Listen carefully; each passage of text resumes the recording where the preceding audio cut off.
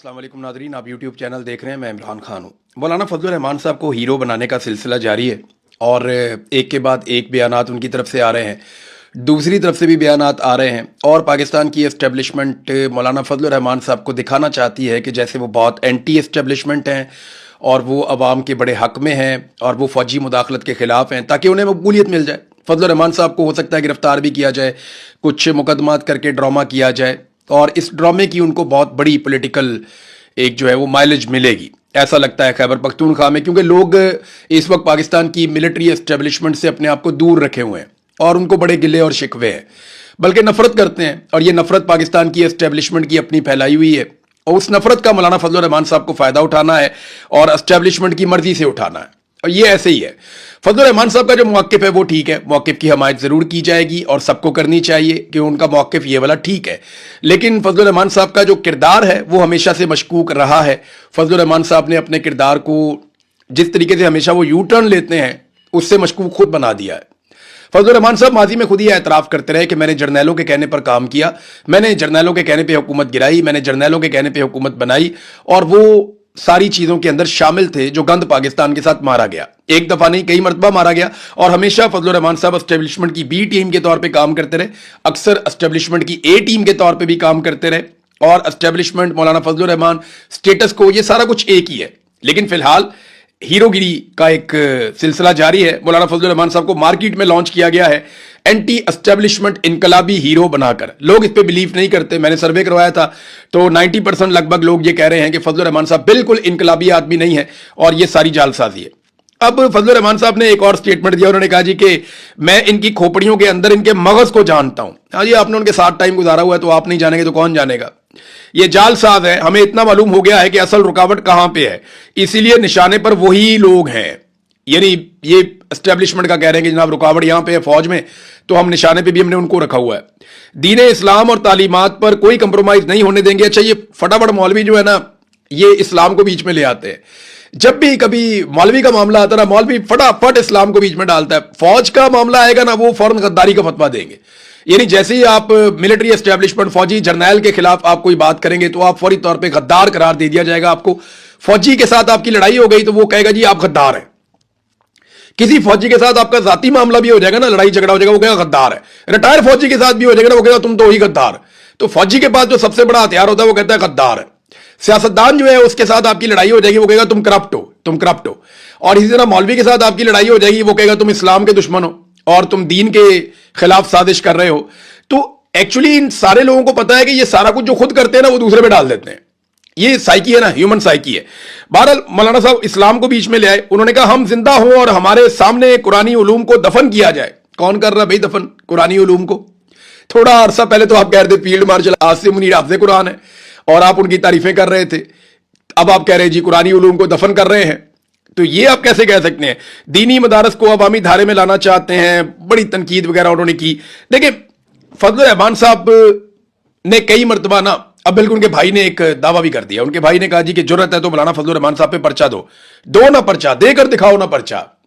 देखिए जो फजलुर रहमान ने स्टेटमेंट दिया ना, इसका आधे से आधा स्टेटमेंट अगर इमरान खान, बुशरा बीबी, अलीमा खानम या कोई और दे देता या कोई ईमान मजारी जैसी पाकिस्तान की बेटी दे देती या मारंग बलोच जैसी बलोचों की, पाकिस्तानियों की एक काबिल फख्र बेटी इस तरह का कोई स्टेटमेंट दे देती, या यास्मीन राशिद साहिबा जो इस वक्त एक मां की तरह दिखाई देती है पाकिस्तानियों को, या वो ऐसा कोई स्टेटमेंट दे देती तो अब तक पर्चों पे पर्चे और गिरफ्तारियों पे गिरफ्तारियां हो जाती। लेकिन मौलाना फजलुर रहमान साहब के खिलाफ ये नहीं किया जा रहा।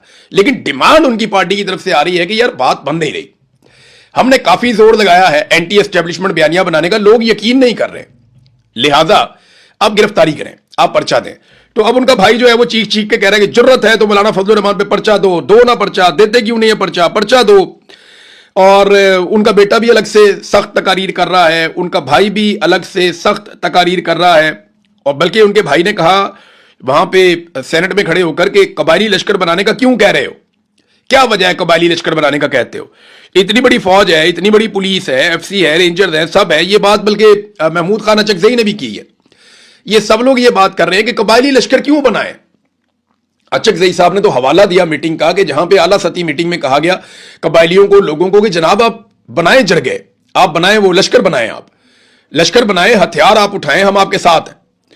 अब ये जो लश्कर बनाने की बात की जा रही है, इतनी बड़ी फौज है पाकिस्तान के पास, इतनी बड़ी तादाद में पुलिस है, एफसी है, लेवीज हैं, रेंजर्स हैं, इतनी सारी फोर्सेस हैं, इंटेलिजेंस एजेंसियां हैं, सब कुछ है। इसके बावजूद आपको लश्कर बनाने की जरूरत क्यों पड़ती है? देखिए, लश्कर बनाने की जो सबसे बड़ी वजह है वो ये है कि लश्कर में आम लोग होते हैं, तो जब लश्कर बन जाएगा तो आम लोगों की सपोर्ट ऑपरेशन के हक में आ जाएगी, और जब लश्कर बन जाएगा तो आम लोगों की तरफ से जो ह्यूमन इंटेलिजेंस है वो मिलना शुरू हो जाएगी, उससे पहले वो मिलती नहीं है। अब इस वक्त सिक्योरिटी फोर्सेस का सबसे बड़ा इशू बलूचिस्तान में और कबायली इलाकों में यह है कि ह्यूमन इंटेलिजेंस जो माजी में इनको बहुत मिलती थी, मालूमात मिलती थी, खुफिया मालूमात मिलती थी, इंटेलिजेंस गैदरिंग होती थी, वो अब नहीं होती। लोग कोऑपरेट नहीं करते, मकामी लोग जो है वो सिक्योरिटी फोर्सेस के साथ कोऑपरेट नहीं कर रहे, क्योंकि वो ऑपरेशन के सख्त खिलाफ हैं, वो ऑपरेशन होने नहीं देना चाहते।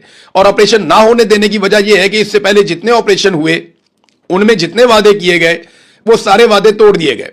लोगों को उनके घरों से निकाला गया, वापस लाकर बसाया नहीं गया।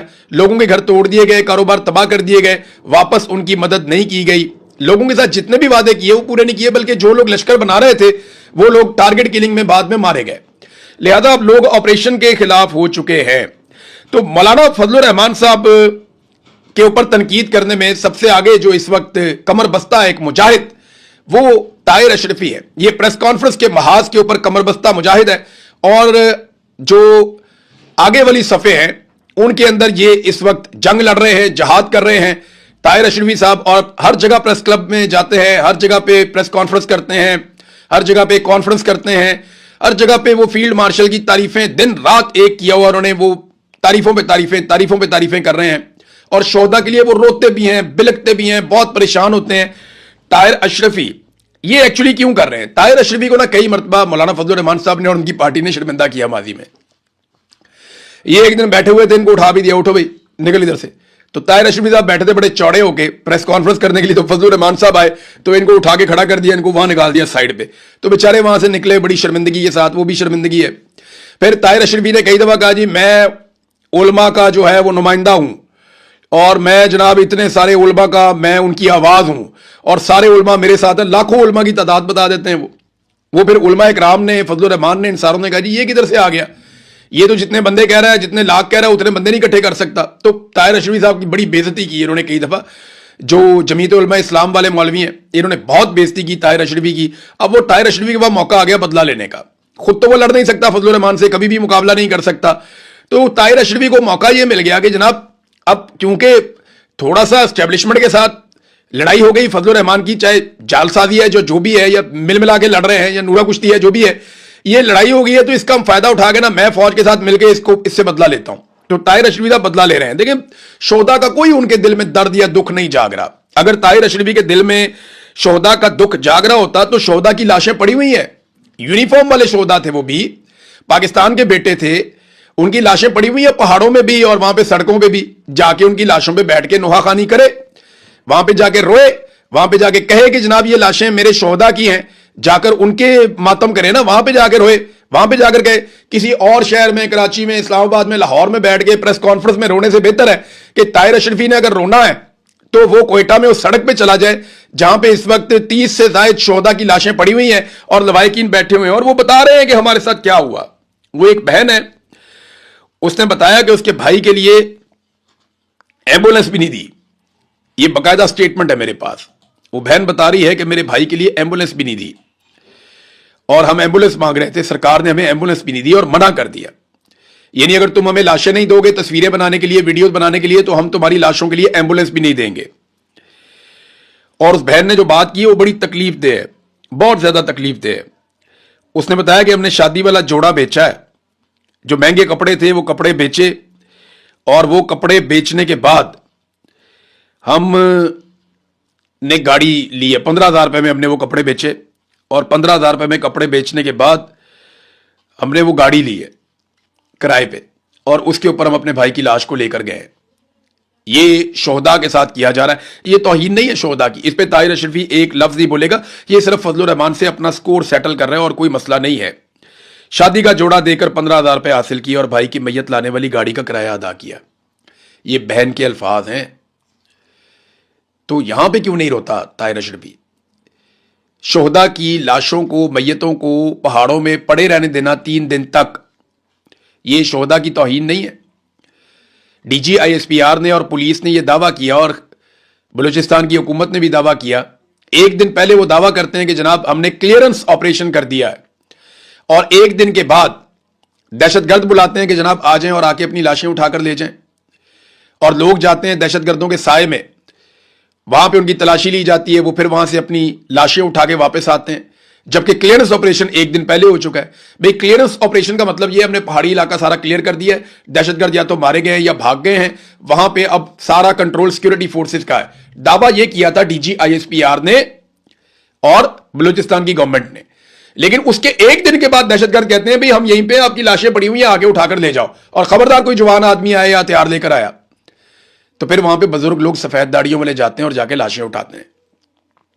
बलूचिस्तान का जो वजीर दाखिला है जिया लांगू, उसको एक इंटरव्यू किया, एक जर्नलिस्ट है हमारे बड़े अच्छे, उन्होंने इंटरव्यू किया और उन्होंने कुछ सवालात किए, तो आप उसका मौक़िफ़ देखें, आपको हैरत होगी। उसने कहा जी दहशतगर्दों ने क्योंकि हमसे राब्ता नहीं किया इसलिए हम लाशें उठाने नहीं गए, उन्होंने कबाइल से राब्ता किया इसलिए कबाइल लाशें उठाने गए, डूब के मर जाओ। कि दहशतगर्द कबाइल को कह रहे हैं कि आके लाशें उठा लो, हालांकि आप एक दिन पहले कह चुके हैं कि क्लियरेंस ऑपरेशन हो चुका है, सारा इलाका क्लियर है, हमने क्लियर कर दिया, हमने तो मगवी भी बाजियाब करवा लिए हैं, और लाशें एक दिन के बाद आई हैं, और वो भी वो अपने मुंह से कह रहा है कि क्योंकि दहशतगर्दों ने खुद राब्ता हमसे नहीं किया, हमें अगर दहशतगर्द अर्जी भेज देते या रिक्वेस्ट कर लेते कि आगे लाशें उठा ले तो हम जाके उठा लेते, उन्होंने हमें नहीं कहा, उन्होंने कहा कबाइलियों को, तो कबाइली गए और जाके उन्होंने लाशें उठा ली। ये है इस वक्त बलूचिस्तान की सरकार जिसको मुसल्लत किया एस्टेब्लिशमेंट ने बलूचिस्तान के अवाम के ऊपर। नादरीन, आजाद कश्मीर में भी मुजामत जारी है, वहां पे इलेक्शन के लिए पीपल्स पार्टी पूरी कोशिश कर रही है, पीपल्स पार्टी को लगता है कि वो वहां पे हुकूमत बना लेंगे। बिलावल बड़ी चालाकी के साथ अपने आप को अपोजिशन बनाने की कोशिश कर रहा है। बिलावल ने मुतालबा किया कि जनाब कश्मीर बंद है पूरा, तो कश्मीर को खोला जाए। ये किससे मुतालबा किया? भाई हुकूमत तो तुम लोगों की है वहां पे। फैसल राठौर किसका वजीर आजम है? पीपल्स पार्टी किसकी सियासी जमात है?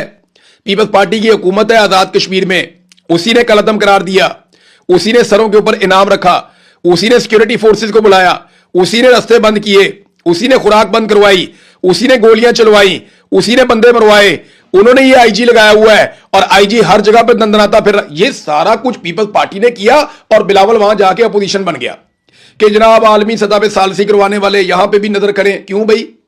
आजाद कश्मीर एक अलग इलाका है, उसकी एक अलग टेरिटरी, उसका अपना एक अलग आइन सिस्टम, सुप्रीम कोर्ट, सब कुछ उसका अपना एक अलग है, और आपकी वहां पे हुकूमत है। अमन देना आपकी रिस्पॉन्सिबिलिटी है। वहां पे आपने बुलाई इतनी सारी सिक्योरिटी फोर्सेस, आप जवाब दें आपने क्यों बुलाई? ये ऑपरेशंस आपने और आपकी सरकार ने करवाए, आप जवाब दें आपने क्यों करवाए? यानी ये वहां बैठ के टिल्ले मुंह के साथ अपोजिशन बन जाएंगे और हम सारे यकीन कर लेंगे कश्मीरी बेवकूफ हैं, वो रोटी को चोची कहते हैं, उन्हें पता नहीं चलता कि ये खुद हुकूमत में है।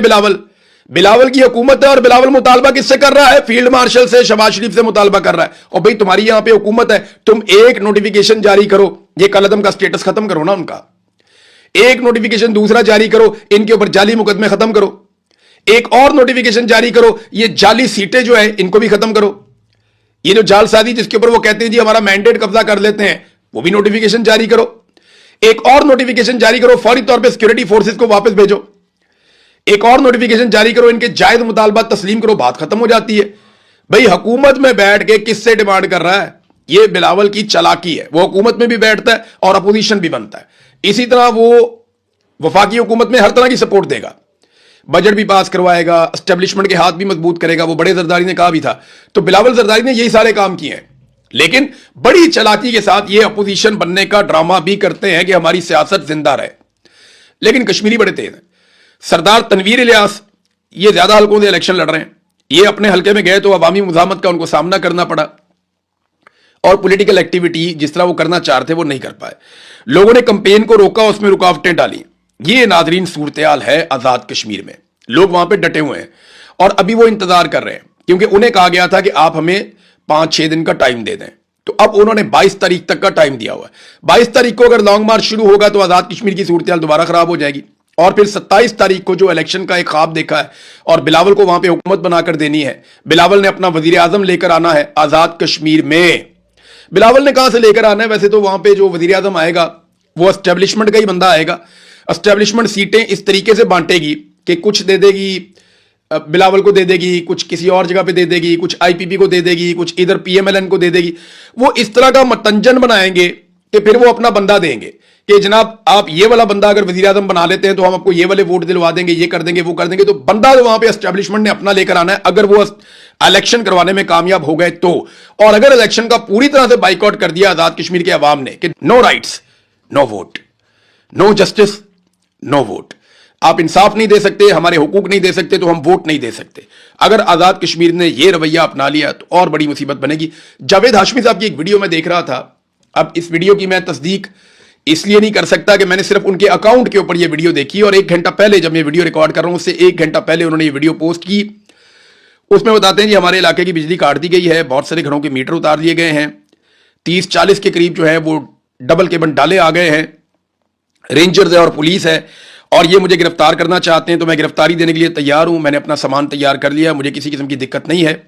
دوائیاں میری ختم ہو گئی ہیں, میں دوائیاں دوبارہ منگوا لوں گا, ابھی میرے پاس نہیں ہے, لیکن میں گرفتاری دینے کے لیے تیار ہوں, میں ڈٹ کے سامنا کروں گا. یہ جاوید ہاشمی صاحب نے اپنے آپ کو گرفتاری کے لیے پیش کیا ہے. ناظرین ایک اور چیز آپ کو میں دکھاتا ہوں. یہ خاتون ہے, خیبر پختونخوا کی خاتون ہے, ماضی میں یہ ایم این اے بھی رہی ہیں.